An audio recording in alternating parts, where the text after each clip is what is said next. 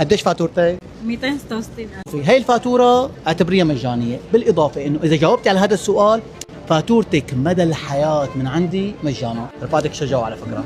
ركزي معي، السؤال كالآتي: واحد راح لعند بياع بيض، قال له بدي نص كمية البيض اللي عندك ونص بيضة، فعطاه. اجى واحد ثاني قال له كمان اعطيني نص الكمية اللي زايدة ونص بيضة، فعطاه. اجى واحد ثالث قال له بدي نص الكمية ونص بيضة، فعطاه. اجى واحد رابع قال له اعطيني بيض، قال له والله خلص البيض عندي. فالسؤال كالآتي: كم بيضة كان عنده الزلمة؟ مجاني إذا عرفت الجواب، سهل كتير على فكرة. ما في ولا جواب؟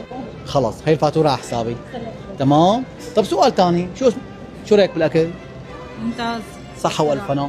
هلا مشان هيك مشان هيك حاطين الفاتورة مجانا. صحة والف هنا. انت زبونتنا صح؟